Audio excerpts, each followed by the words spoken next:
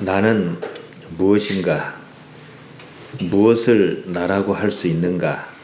이 질문은 인간이 할 수 있는 마지막 질문입니다. 나는 무엇이라고 분명히 말할 수 있다면 그 사람은 인생을 잘못 살지 않습니다. 인생을 어떻게 잘못 살지 않을 수 있는가? 오늘부터 3주에 걸쳐서 이 문제를 말씀드리렵니다. 미리 말씀드립니다. 오늘은 본문에 깊이 들어가지 못할 수도 있습니다. 이 양이 워낙 많아서 그렇습니다. 그래서 시간에 맞추어 자를 겁니다. 인생을 어떻게 잘못 살지 않을까 논하려면 그 전에 나는 무엇인가 이 문제를 먼저 따져야 합니다. 여러분이 주의를 모아서 들으시면은 나름대로 깨달음이 있을 것입니다. 사람은 인생을 살면서 많은 변화를 겪습니다. 몸이 변하고 생각이 변합니다. 심지어 가치관도 변합니다. 정치인 중에는 어떤 사람은 군사 독재 정권 시절에 그것에 반대해서 감옥에 갇힌 사람이 있습니다.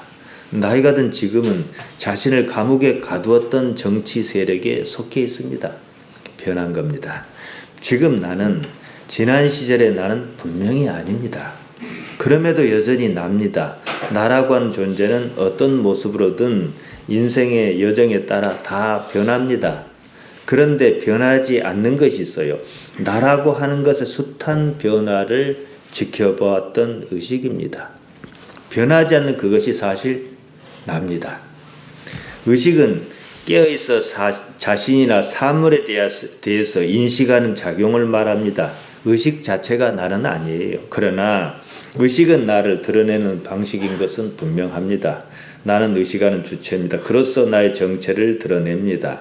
성경에서 예를 들면은 여러분이 이제 이해가 가실 거예요. 사도 바울은 고린도 후서 12장 2절과 3절에서 자신의 환상 경험을 이렇게 말합니다. 내가 그리스도 안에 있는 한 사람을 아노니 14년 전에 그가 셋째 하늘에 이끌려간 자라. 이래놓고 성경 가로를 치고 있어요. 그가 몸 안에 있었는지 몸 밖에 있었는지 나는 모르거니와 하나님은 아시느니라. 내가 이런 사람을 아노니 그가 몸 안에 있었는지 몸 밖에 있었는지 나는 모르거니와 하나님은 아시느니라. 여기 똑같은 내용이 괄호로 묶여 있습니다. 이 구절에서 그라고 말하는 사람도 나고 나라고 말하는 사람도 납니다. 둘 다 바울 자신을 가리킵니다. 바울은 어째서 한 사람인 자신을 그와 나 마치 두 존재처럼 구분했을까? 이겁니다. 실제 그랬습니다. 자기가 겪었던 환상이라고 하는 경험에서 나는 두 존재입니다.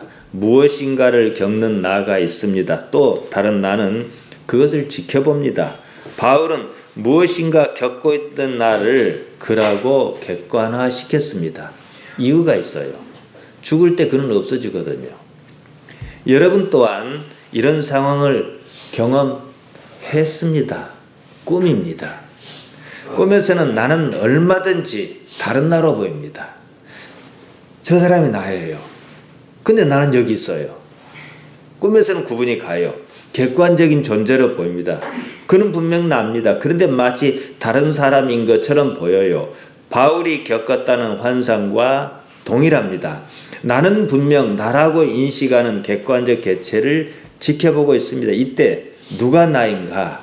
누가 진짜 나인가? 꿈에서 저 사람이 나라고 생각하는 그가 나인가? 저 사람이 난가 누군가 그라고 인식하는 그가 나인가? 구분이 가지요. 진짜 나라고 생각하는 그가 아닙니다. 지켜보는 나입니다. 꿈을 꾸고 있는 환경을 보세요. 꿈을 꾸는 순간 우리는 특별한 환경을 맞습니다. 현실에서 나는 몸이라고 생각했습니다. 꿈에서는 그렇지 않아요. 나는 나 안에도 있고 바깥에도 있습니다. 나는 분명 나인데 마치 다른 존재인 것처럼 느낍니다. 우리가 통상적으로 나라고 여겼던 그 존재를 또 다른 나가 지켜보고 있습니다. 그때 누가 진짜로 나인가? 무엇인가를 하고 있는 존재는 나의 몸입니다. 그것은 나의 본질이 아닙니다. 그것을 지켜보는 자가 나라는 거예요. 그때 우리가 흔히 말해서 나라고 여겼던 외형적 실체는 저 사람은 남인 것 같아요. 근데 죽는 것은 저 사람이에요. 나는 아니에요. 우리는 죽었다고 말합니다. 사실은 몸이 죽는 거지요. 그때도 여전히 나는 나의 죽는 모습을 지켜볼 것입니다. 그러니까 나라고 하는 본래 존재는 사람들이 볼 수 있는 건 아니에요. 사람들이 보는 것은 나의 몸이에요. 그래서 사람들은 나의 몸이 숨이 끊긴 걸 보고 죽었다 그런 거예요. 근데 나도 같이 보고 있는 거예요. 바깥에서요. 이 분리가 일어나지요. 그때 나는 하나입니다. 하나는 몸으로서 죽었기 때문입니다. 바울이 그라고 표현했던 나, 그러니까 한사코 같은 자기인데 그라고 표현했던 거예요. 살아온 몸과 함께 없어지는 나입니다. 몸의 삶인 인생을 통하여 삶과 함께 온 나를 이를테면 숙주로 또 다른 나가 잉태하여 성장합니다. 또 다른 나가 나의 삶 속에서 잉태합니다. 이것이 이른바 요한복음 3장 3절에서 말하는 거듭났다 그 말입니다. 겟네데 아노된 위로부터 났다는 것입니다. 사실 인생은요 이것을 위해서 있는 겁니다. 몸이 인생이라면 참 허무할 것입니다. 다른 종교에서 인생은 무다, 인생은 공이다 그럽니다. 이렇게 주장한다면 이런 근거 때문에 그런 겁니다.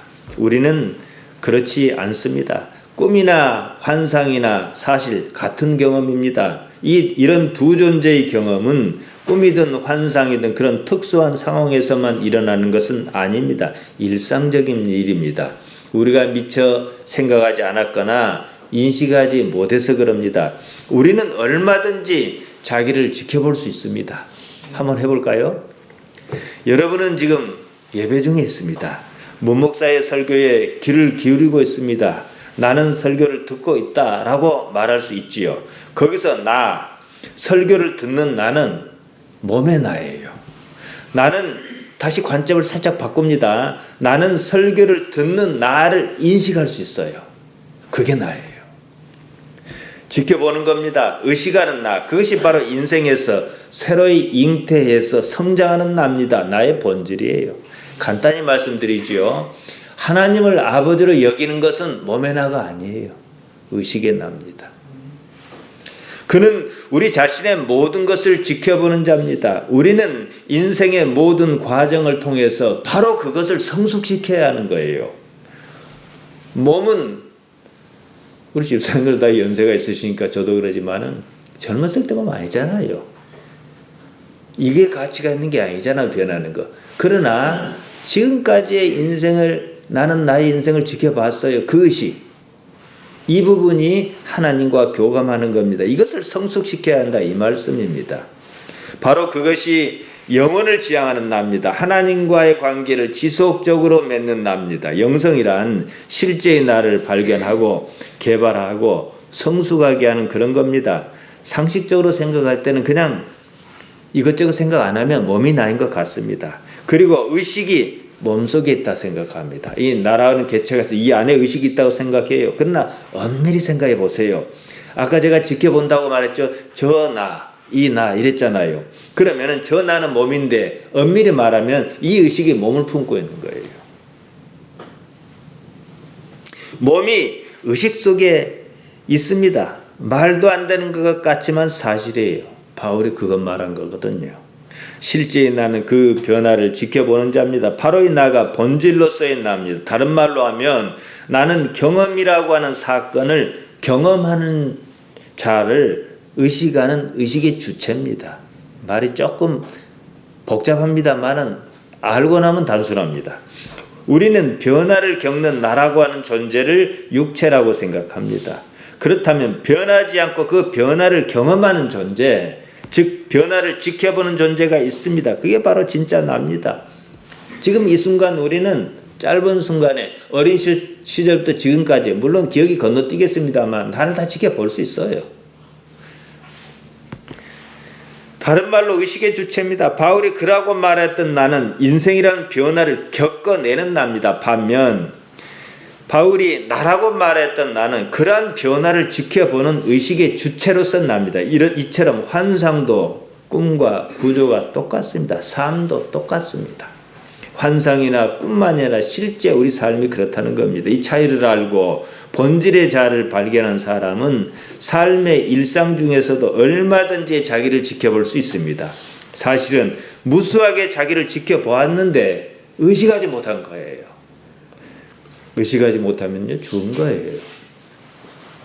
예를 들지요, 어떤 여성이 사고로 크게 화상을 입었습니다.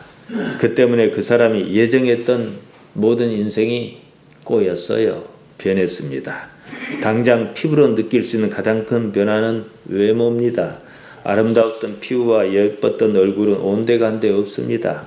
상상도 못할 흉한 모습으로 변했습니다. 때문에 다니던 직장도 잃었고 결혼을 약속하던 연인도 감당이 안 되니까 떠났습니다. 젊고 당당했던 자신의 모습을 찾아볼 수 없습니다. 화상이라는 사고가 그녀의 모든 것을 바꿔놨습니다. 객관적으로 보면 변화입니다. 여기서 여러분이 한번 생각해 보십시오. 화상이라고 하는 사고 이전의 정체가 납니까? 사고 이후의 정체가 납니까? 둘 다 나예요. 하지만 사고라는 시점을 기준으로 변한 모습을 보인 그 나는요, 실제 나가 아니에요. 변했을 뿐이에요. 이 말은 실제로서의 나는 따로 있다 이 말입니다. 화상으로 인한 변화를 지켜보는 자, 그것이 바로 나예요.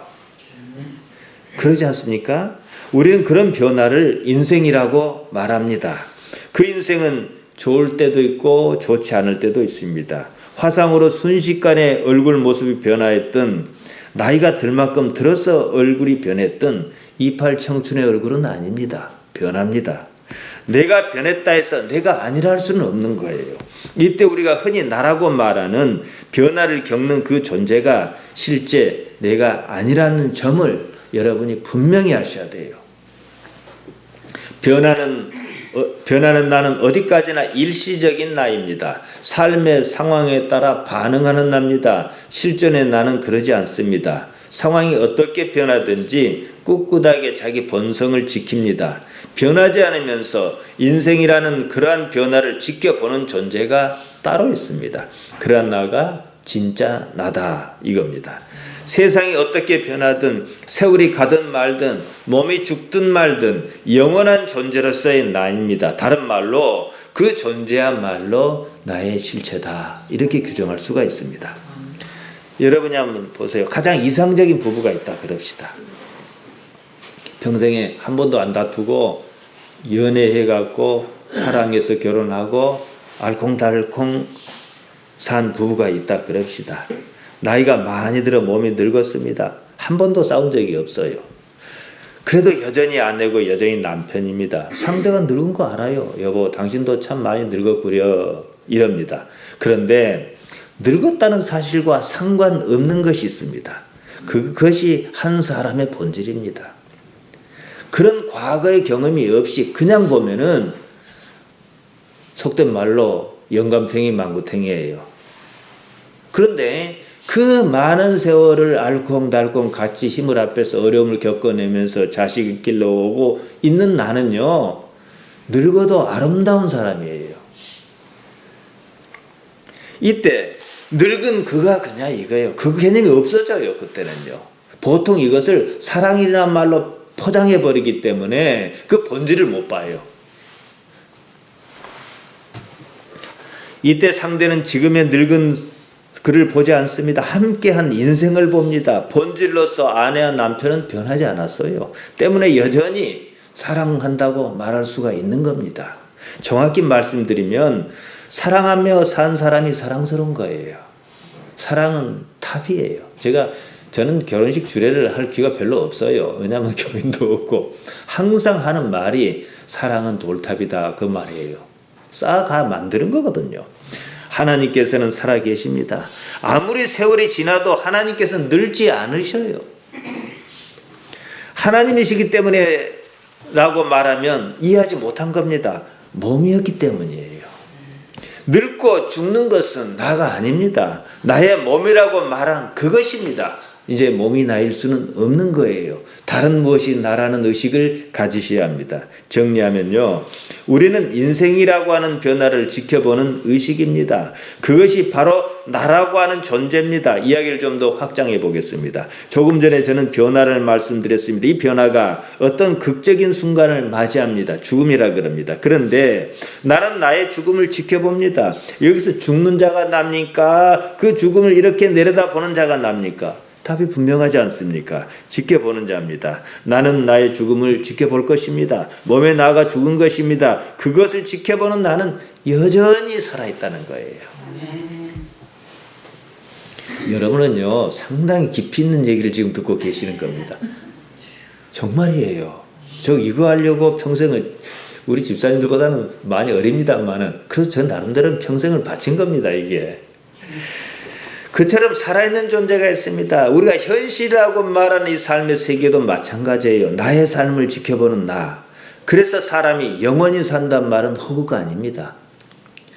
육신의 삶에서 몸의 변화를 지켜보듯 그처럼 지켜보는 자는 영원합니다. 그가 몸 안에 있든지 몸 바깥에 있든지 그건 상관없어요. 바울이 한 말이 다시 생각나지요?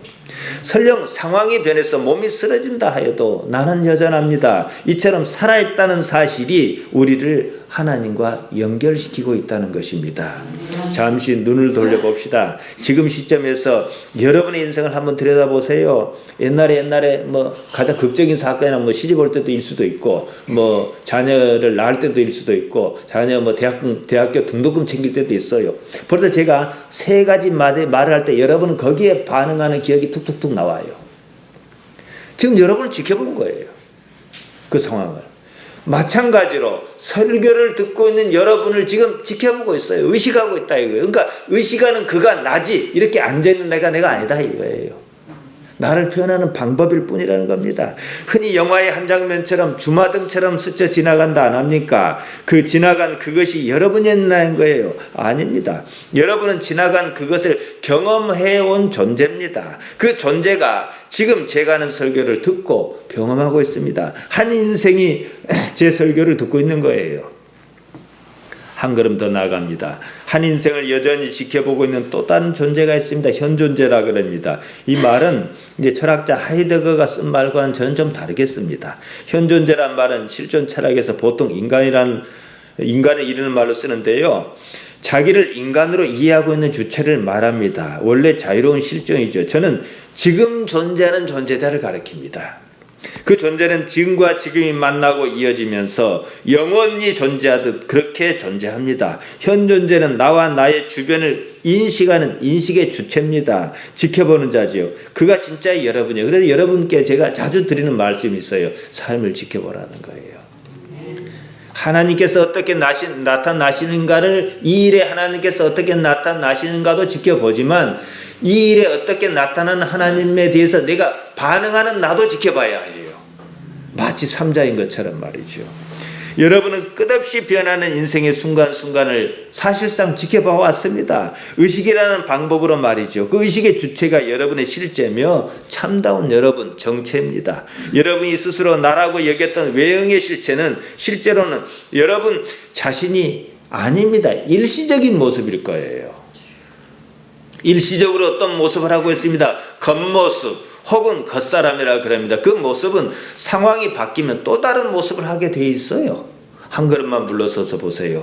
공상과학 영화에나 나올 법한 얘기입니다만은 요새는 이제 우리나라에도 팔도 이식했어요. 그래서 해요. 근데 만약에 어떤 사람이 머리는 생생한데 몸이 더 이상 쓸 수 없도록 망가져버려서, 그러면 막 죽은 사람의 뇌가 망가진 사람의 몸을 갖다가 붙이면은 요게 낫까요? 요게 낫까요?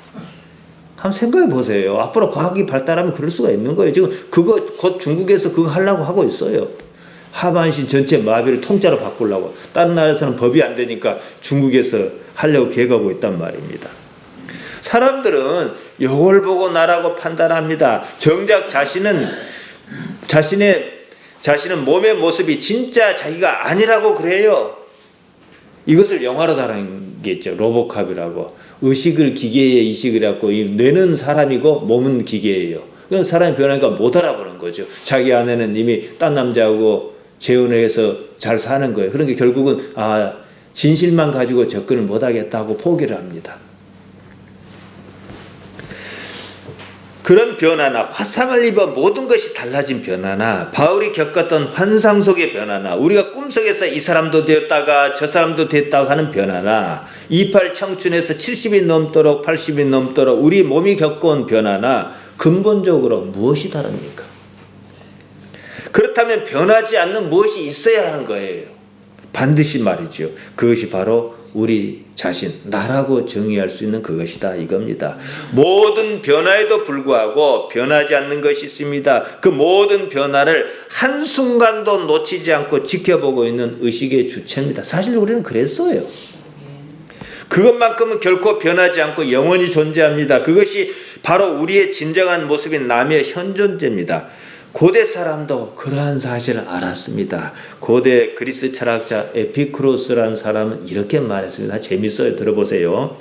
우리가 존재하는 한, 살아있는 한 죽음은 존재하지 않고 죽음이 존재할 때 우리는 이미 존재하지 않는다. 그렇잖아요. 나는 무엇인가에 대해서 이쯤 정리하고 본문으로 이제 들어가겠습니다. 우리가 성경에서 어떤 이야기를 접할 때 그 얘기를 군더더기는 치고 좀 단순하게 볼 필요가 있어요. 그래야 핵심을 가늠하기가 쉽거든요.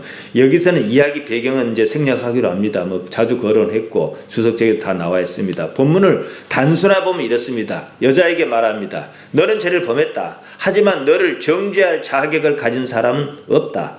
나조차도 너를 정죄하지 않겠다. 그러므로 죄를 범하지 말라. 이게 이 얘기예요.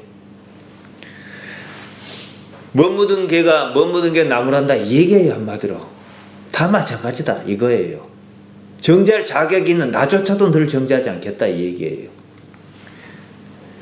앞서 나오는 이야기는 이 이야기를 위한 포석에 불과합니다. 본문은 죄 지은 사람에 대해 얘기하고 있어요. 그러니까 잘못 산 사람, 무엇이 잘못 살게 했는가, 이것은 항상 우리가 3주 동안 화두로 갖고 있어야 하는 거예요. 우리 신앙은 죄에 대해서 민감합니다. 본문은 죄 지은 한 여인으로 말미암아 죄에서 자유로운 사람이 하나도 없다는 사실을 지금 말하려는 거예요. 얼핏 한 여인의 이야기인 것 같습니다. 사실은 모든 사람의 이야기입니다. 그 사람들 중에 한 사람이라도 죄 지은 사람이 없으면 당연히 돌을 던졌어야 맞지 않습니까? 뭔가가 캥기고 뭔가가 찔리니까 놓고 다 가버렸잖아요.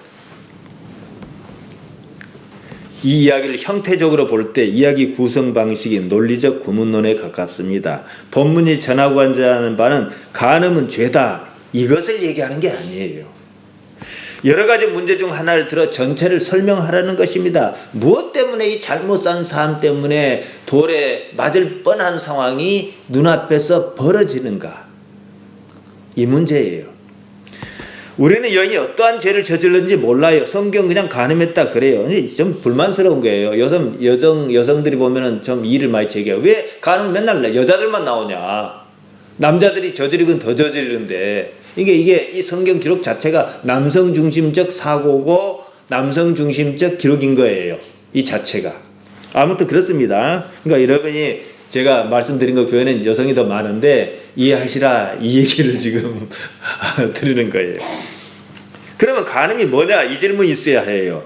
성경 기록자가 여기에 나오는 간음은 지금 우리가 이해하고 있는 것과 일치하지 않아요.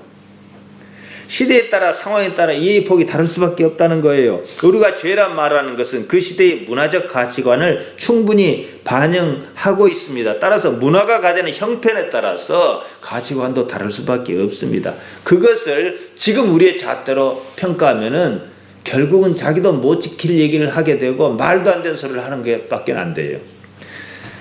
생각해 보세요. 옛날에는요, 부인을 그 이상 둔 시대가 있었습니다. 반대로 어떤 지역에서는 한 여자가 남편을 둘 이상을 둔 데도 있어요. 형제를 둘 다 남편으로 맞이하고 산 데도 있어요. 지금 입장에서는 우리는 이렇게 사니까 말도 안 되는 일이에요. 그러니까 죄다 이거예요. 그러나 그때는 죄가 아니다 이거예요. 성경 사건은요, 시대적 가치관으로 평가하는 게 맞습니다. 대부분의 이단의 가장 큰 약점이 뭡니까? 옛날 사건을 옛날식으로 일단 해석하고 갖고 와야 될 텐데 옛날 사건을 지금식으로 해석해 놓고 맞다고 우기는 거예요. 요새는 컴퓨터를 보편적으로 씁니다. 한때 제가 처음 컴퓨터를 쓸 때는 컴퓨터는 적그리스도라고 야단일 때가 있었어요. 그래갖고 슈퍼마켓 가면 다 요새 계산할 때 누구나 삑삑 안 합니까? 이렇게 줄이 그어진 코드가 있잖아요. 바코드라는 바코드는 적그리스도의 표시야. 그런데 요새는 자기들 더 잘 써요. 적그리스도는 그때도 적그리스도고 지금도 적그리스도야 하는 거예요. 이게 바로 기준이 없어서 그런 거지요. 아무튼 당시에 예수님께서 간음에 대해서 어떤 견해를 가지고 계셨는지 봐야겠습니다. 마태복음 5장 28절입니다. 나는 너희에게 이르노니 여자를 보고 음욕을 품는 자마다 마음에 이미 간음했느니라. 여러분 생각해 보세요. 정상적인 성인 남자가 여자를 보고 음욕을 한 번도 품지 않은 남자가 있을까요? 그러니까 다 간음한 거예요. 뒤집어서 얘기하면요. 사람에게는요, 세 가지 기본 욕구가 있습니다. 잠자려는 수면욕, 식욕, 성욕이에요. 그러나 성욕에 대해서는 남녀가 약간의 차이를 보입니다. 남자는 단순히 욕구 우선이지만은 여자는 분위기 우선이에요. 마음 우선이다 이거지요. 요즘 검찰 내 성추행 사건 왜 시끄러운지 압니까? 여자가 적어서 그런 거고, 남성들의 그릇된 자기 생각으로 이건 성추행이 아니다 생각하는 사람이 꽉 차 있어서 그런 거예요. 항상 모든 사건은 피해자 중심이어야 하는 거예요. 남자들은 그 별것 아닐 수 있지만은 당하는 당사자에게는 수치스러워서 잠도 못 자고 이런단 말이에요. 아유, 저기 옛날에 둔벙에 돌을 던졌는데 아이가 돌을 던지는데 깨우락지는 돌 피하려 죽기 살기로 돌을 피해요. 그럼 나는 재밌다고 한 게 말이 되냐고 똑같은 입장에서 봐야지. 이 문제지요. 자, 보세요. 여자가 남자에게 똑같이 엉덩이를 만졌다 그럽시다. 그럼 남자가 뭐라 할까요? 성추행이라 생각 안 해요. 좀 엉큼한 얘기를 하면 서비스라 생각해요. 근데 남자가 여자의 엉덩이를 만졌다. 여자는 심각하게 잠 못 자요. 저 사람이 나를 어떻게 생각하는가 싶고, 내가 그것밖에 안 되는가 싶고, 불결하고. 어느 쪽에서 봐야겠냐는 거예요. 그러니까 의식 구조가 달라요. 근데 여전히 어떤 부류는 남자들이 자기 의식 구조를 갖고 여자를 재단해갖고 그럴 수도 있는 일을 가지고 그런다든지 오만 소리를 한 것은 한마디로 무식한 거예요. 여기에 공식이 있습니다. 남자가 우월적 지위를 이용해서 자기 기분만 낸 거예요. 두 가지 문제를 일으킵니다. 상대 여성이 예상할 수 있는 범주를 크게 벗어났다는 점, 상대의 기분을 전혀 고려하지 않았다는 점, 여성은 거기서 수치심을 느낍니다. 그러면 폭력이에요. 남성은 여성보다 성범죄를 큰일로 생각하지 않습니다. 이게 더 큰 문제라는 거예요. 상대의 기분과 상황을 고려하지 않으면요, 뭔지 아십니까? 동물입니다, 여러분. 제가 상당히 심각한 말을 한 것 같은데 사실 그래요. 사람만이 상대의 기분을 고려해서 얘기해요. 그런데 상대가 수치를 느낀지 고통을 느낀지 생각하지 않고 어디를 더듬었다든지, 이건 동물이지요. 동물은 그럴 필요도 없고 이유도 없어요, 그냥. 아무튼 남자는 여자에 비해서 동물적 욕구가 강합니다. 좋게 말해서 생리적 욕구입니다. 만일 남자가 여자와 마찬가지로 분위기 우선이었다면 평생 탐색만 하느라고 인류는 멸망했을는지도 몰라요. 그러니까 이 자체는 신의 섭리 가운데 있어요. 이것을 신의 섭리를 올바르게 따라가야 하는 것이지요. 이게 미묘한 질서가 있지요. 이런 생적 특성은 부정적인 부분 외에 긍정적인 부분도 훨씬 크고 중요한 게 있습니다. 결국은요, 삶의 욕구로 발전합니다. 창세기 1장 28절에 보면 하나님께서 인간을 창조하시고 생육하라고 하고 번성하라 하지 않으셨습니까? 생존 의욕의 문제이기도 합니다. 원칙적으로 모든 욕구는 어떻게든 건강한 방법으로 해소해야 탈이 안 나는 겁니다. 욕구든 욕망이든 같은 말입니다. 인간의 욕망이 무엇을 지향하며 또 무엇을 이루었는지에 대해서는 다음번 기회에 제가 말씀드리겠습니다. 본문은 우리에게 간음이 무엇인지 알려주려는 의도가 아니라는 거예요. 대부분 본문을 보면 그렇게 생각해요. 자기가 갖고 있는 관념 갖고 생각하지요. 또한 간음하지 말 것을 가르치려는 의도도 아니에요. 무엇 때문에 이 여자가 이런 상황에 빠졌는가? 이 상황은 분명히 잘못된 상황이잖아요. 잘못 산 삶이잖아요. 이거 말하는 겁니다.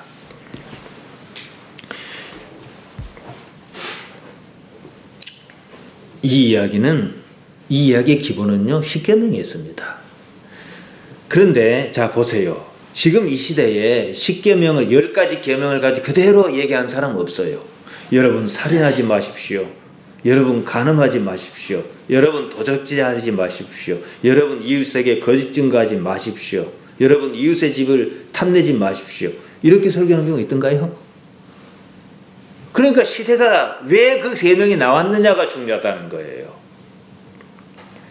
그 시대의 상황에서는 왜 석판이겠습니까?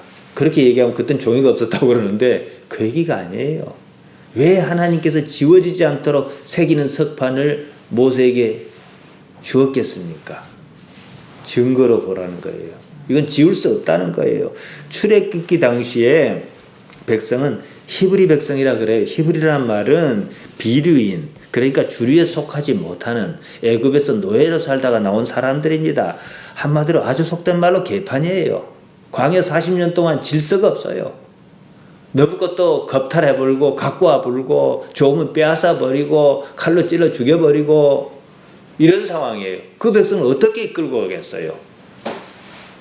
시내산에 모세가 들어가서 하나님을 면대했지요. 40일이나. 그래서 하나님께서 권위를 주셨고 돌판에 생긴 걸 보여주었어요. 이러니까 이 사람들이 저건 지켜야겠구나 이런 거예요. 비로소 석판에 새긴 문구가 있는 순간부터 어떤 것은 죄가 되는 거예요.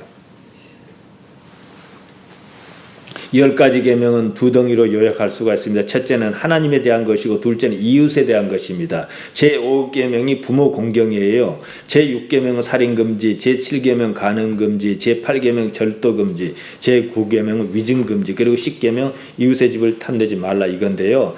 하나님에 대한 계명 4가지, 사람의 계명에 대한 계명 6가지, 그리고 그 중에서 부모 공경을 뺀 나머지 5계명을 한마디로 요약하면요, 질서를 지키라는 겁니다. 그 시대에 이런 규정이 없었다면 어떻게 했을까요? 간음에 대한 규정도 그런 차원에서 그때는 반드시 필요했어요.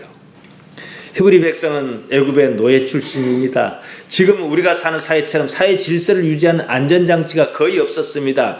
두 사람이 만나 살면 그냥 살면 끝이에요. 혼인신고도 결혼식조차도 아주 있는 사람이라 폼 잡으려고 그러는지 몰라도 의미도 없고 하지도 않았어요. 그냥 둘이 만나 살면 그만이었습니다. 이런 허술한 사회 안전장치는 동사무소 가서 혼인신고하는 것도 아니잖아요. 어느 순간 무질서에 빠질 수밖에 없었어요. 거기는 막강한 지도자가 있고 시스템이 되어 있지도 않았어요. 국가라는 틀과 조직체계도 없었습니다. 광야 생활에서 한번 질서가 무너진다면 모든 것이 무너질 것입니다. 조금이라도 힘 있는 자가 힘 없는 자의 권리를 쉽게 뺏을 것입니다. 만일 어떤 힘센 사람이 나머지 부인이 눈에 들었어요. 그걸 빼앗아 버린다면 빼앗길 것 아니겠습니까? 그럼 그 사회는 혼란이 있을 수밖에 없는 겁니다. 그보다 훨씬 나중 일이지만 다윗은 교활한 방법으로 자기의 부하 우리아의 아내 밧세바를 빼앗지 않았습니까? 제도가 갖춰져 있어도 이런 일이 있었어요. 그런 점에서 십계명의 간음과 본문에서 언급한 간음은 조금 다릅니다. 오늘날 우리 시대에 말한 것과 또 달라요. 그러니까 여기서는 무엇이 간음이다가 문제가 아니고 어쨌든 그러한 일, 사회가 용납하기 좀 어려운 그러한 일로 이 여자가 잘못 사는 상황에 빠져 있다는 거예요.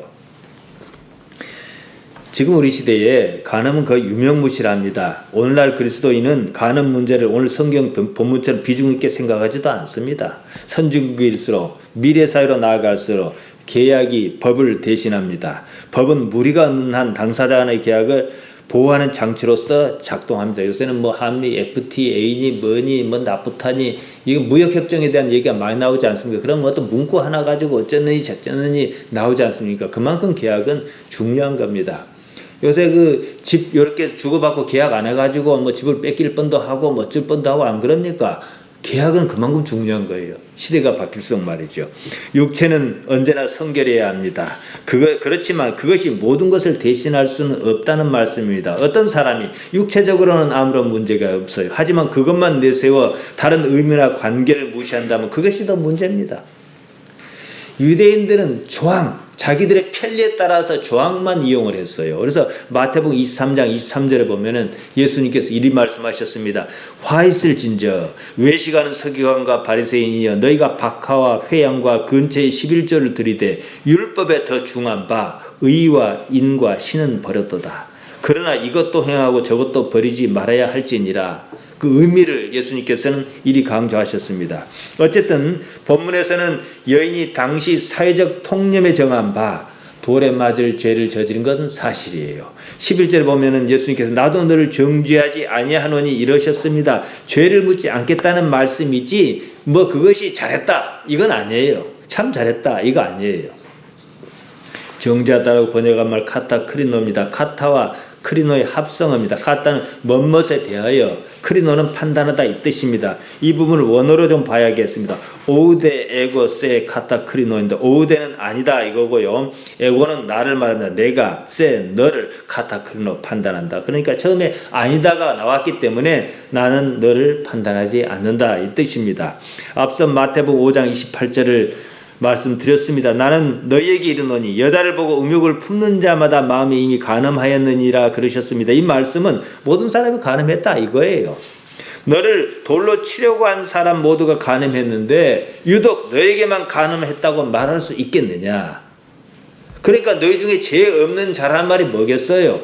너도 별반 뭐 털어서 먼지 안 난 사람 없는데 너 털어볼까.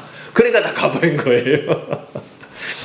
여인이 어째서 그랬는지에 대한 기록은 사실 없어요. 우리 성경에 없는 내용을 추측해서 지금 자신의 시대 상황에 짠 맞추는 경향이 있습니다. 그럼 엉뚱한 결론을 내기 쉬워요. 당시와 지금은 무려 2000년이라는 시간차가 있습니다. 문화적, 지리적 배경 다릅니다. 그 당시 여성은 남성보다도요 생계 문제가 가장 큰 관건이었습니다. 지금 시대가 많이 좋아진 거예요. 남성들의 폭력은 물론 그게 이해할 수 있는 부분도 있긴 있지만은 말도 못했어요.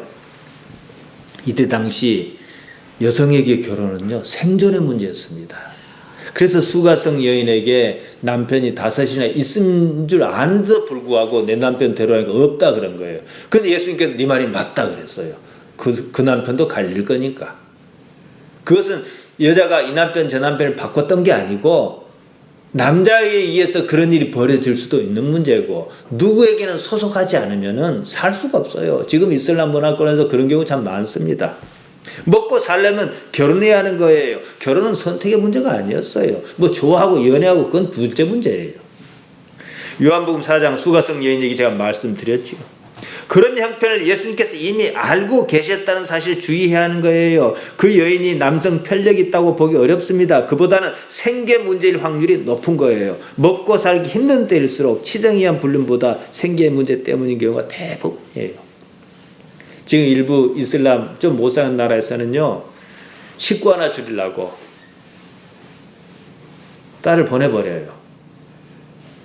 그게 우리가 생각하는 결혼이라든가 그런 문제는 상상도 할 수가 없어요. 본문에서 보면 그런 사정을 누구보다 더 잘 알고 있었을 사람들입니다. 그럼에도 여인을 붙들고 때로 몰려왔을 확률이 높은 거지요. 5절과 6절에 이런 암시가 깔려 있습니다. 요한은 사람들이 그 여인을 한 일을 정죄하라는 목적이 아니라 예수님께 고소할 조건, 고발할 조건, 무슨 함정에 빠뜨릴 의도였다는 거예요. 여자 문제가 아니었어요. 그러니까 우리도 여자 문제에 너무 매일 필요는 없는 거예요. 본질만 봐야죠. 만일 어쩔 수 없이 그 여인을 돌로 쳐 죽여야만 할 정도로 율법이 엄중했다고 그럽시다. 그러면 구태여 예수님이 할 이유가 없어요. 다른 율법사에서 물어보고 돌로 쳐 죽일까요? 그럼 그러면 되는 거예요. 근데 왜 여기까지 데리고 왔냐 이 말이에요.